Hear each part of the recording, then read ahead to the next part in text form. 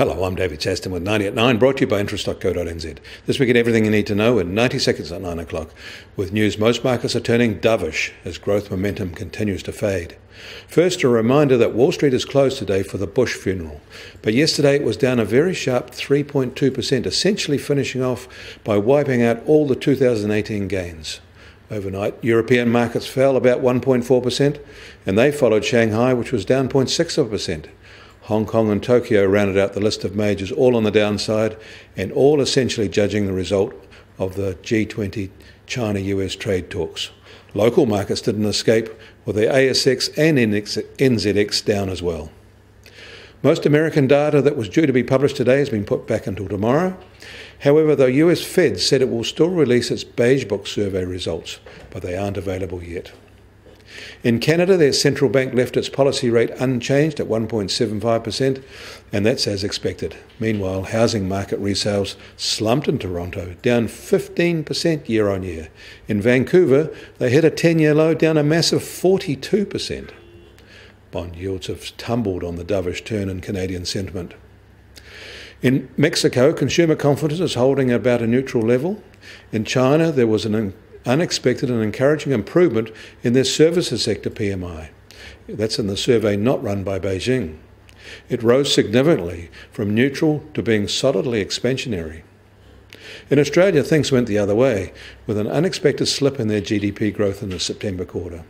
It grew at an annualised rate of just 2.8%, which was sharply lower than the 3.4% rate recorded in the June quarter. Markets had expected a 3.3% growth. This has pushed the Aussie dollar lower. The fear is that with house prices still falling, consumers may start spending less, compounding the growth retreat. October data on world air freight was released overnight, showing a modest 3.1% gain and a small improvement from September's low 2.5% gain.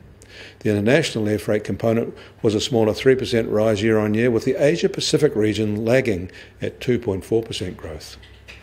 And back in the US, Google's Waymo division has launched a significant development in its costly decade-long quest for autonomous driving. Self-driving robo-taxis that actually generate fares. The trial is now working in Arizona. US Treasury 10-year yield is marginally higher than it was at this time yesterday at 2.91%, embedding its recent fall.